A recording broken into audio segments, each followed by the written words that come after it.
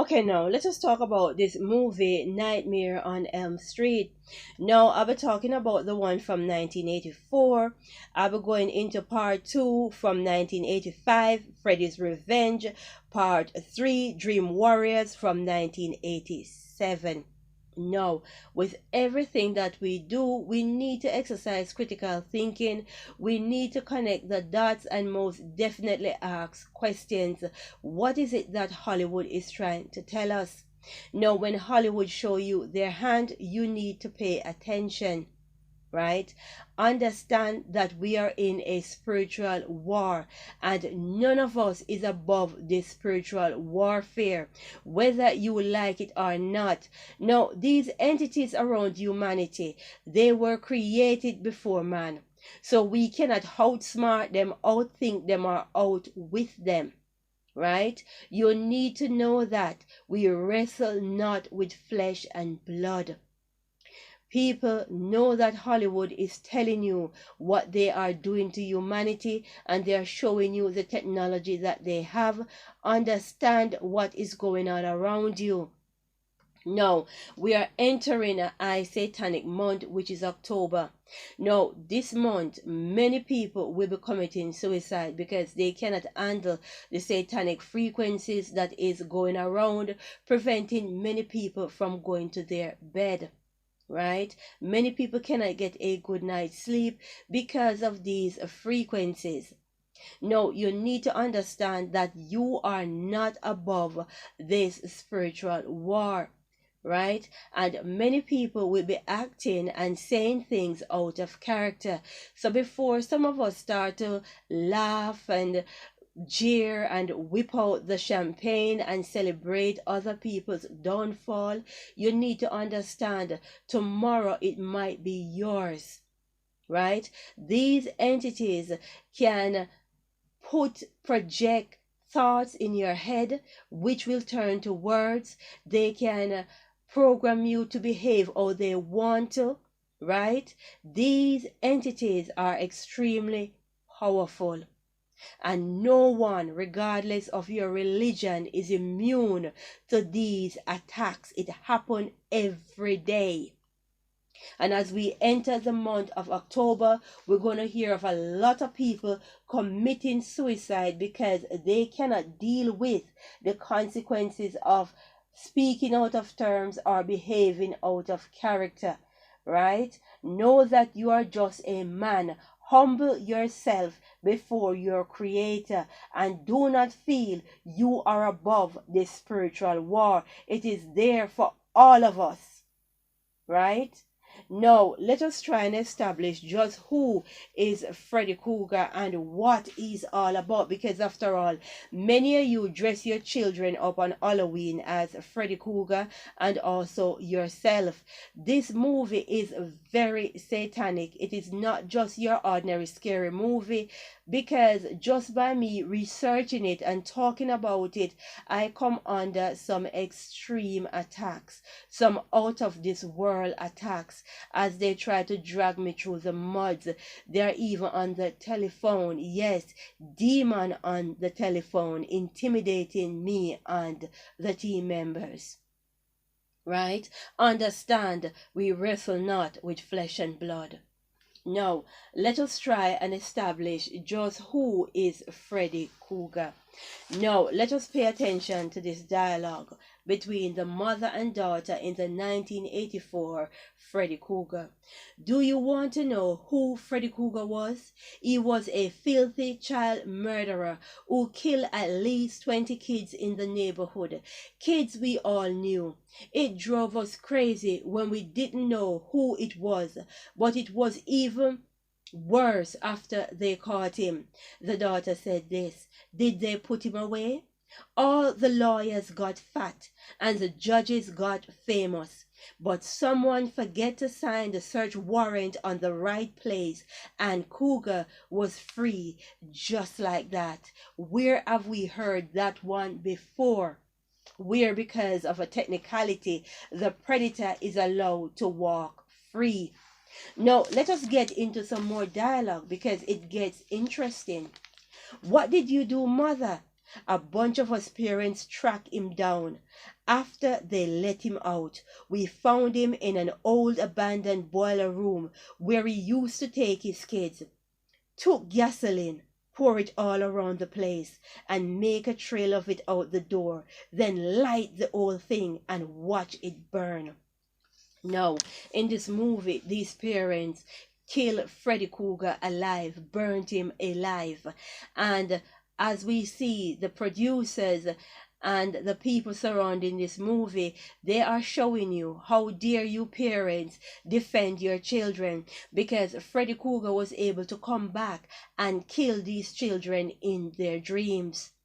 Right? That is what it is all about.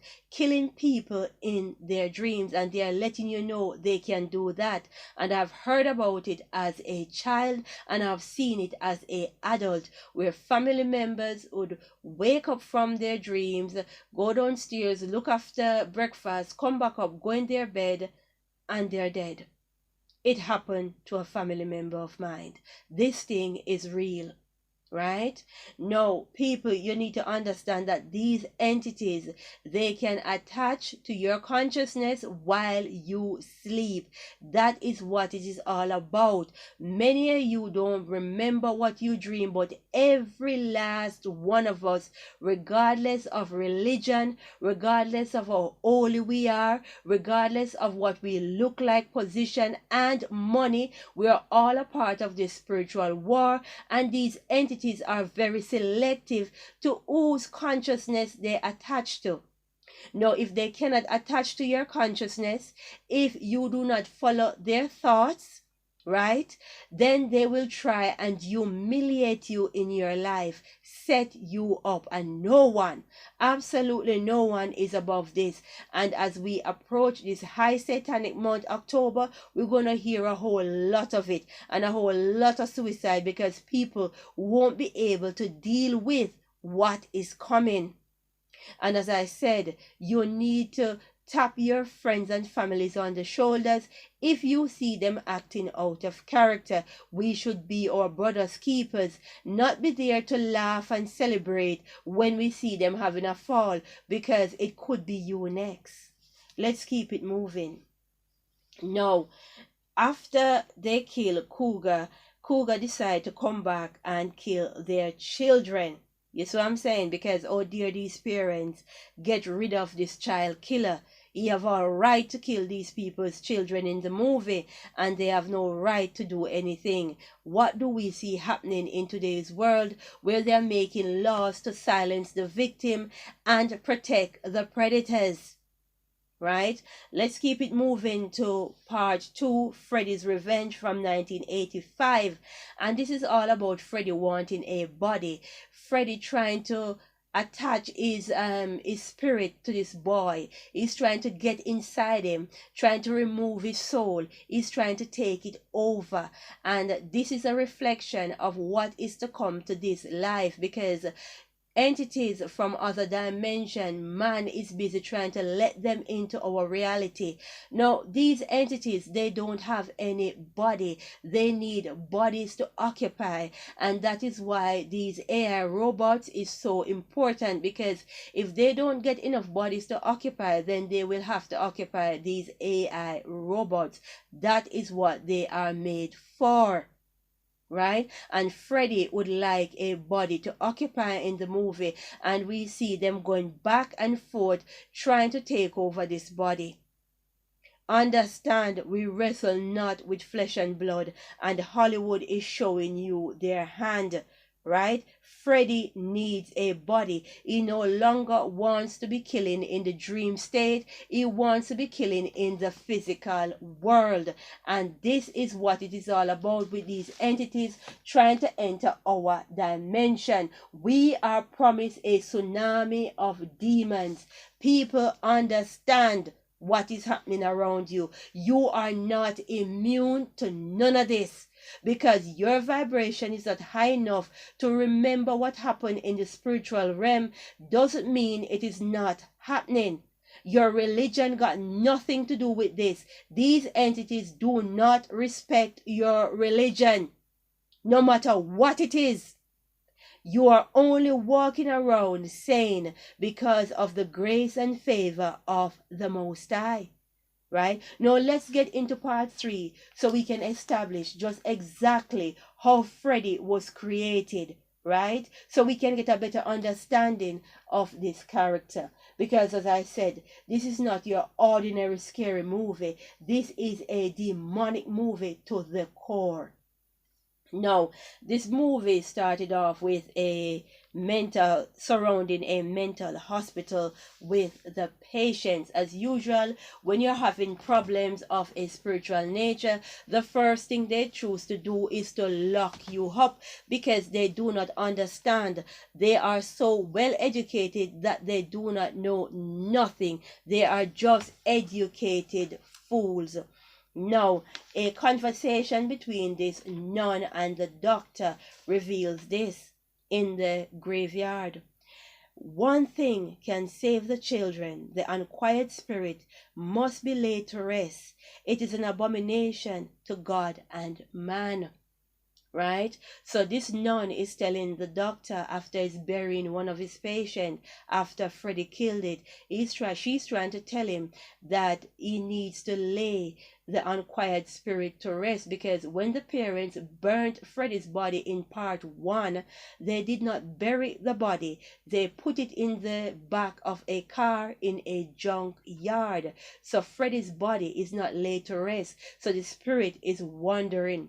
Now that the spirit is wandering, it reminds me of the scripture in Jude.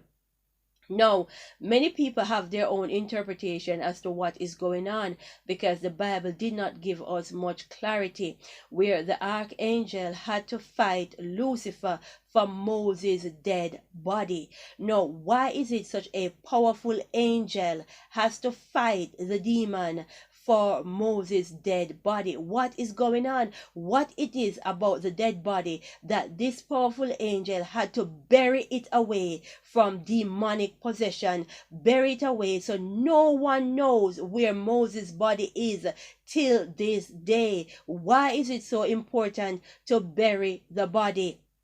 Let us continue, right?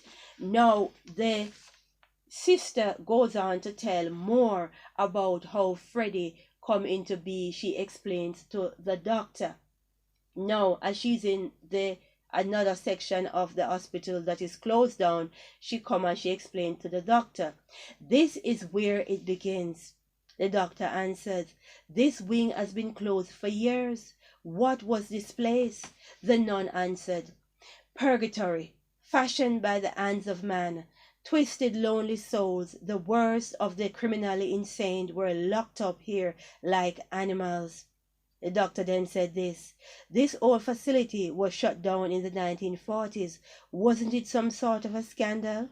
The nun said this. A young girl on staff was accidentally locked in here over the holidays. The inmates kept her hidden for days.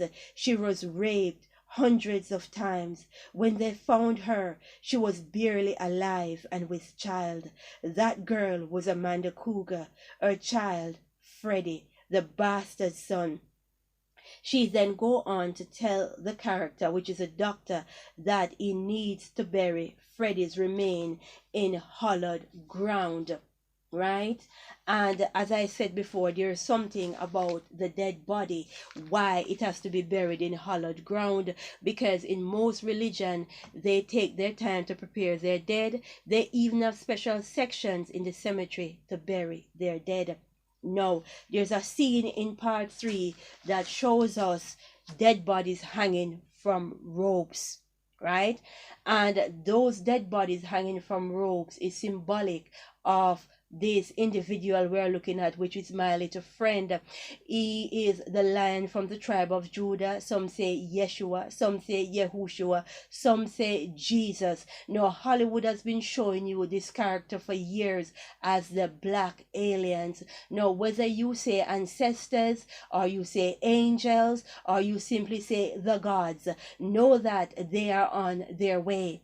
Right? Now, in the movie, In part 3, they are showing you dead bodies hanging from rope. And this character that I told you, which is Jesus, the Lion from the tribe of Judah, Yeshua or Yahushua, they hang him, they murdered him with a rope. It is also a symbolism, the rope, a symbolism for the ancient Babylonian goddess Mylitta, many known as Aphrodite in other mythology. And we know there is nothing mythological about mythologies, which I believe Mylitta is Lucifer, right? Because these entities can transform from male to female, and that is for another topic.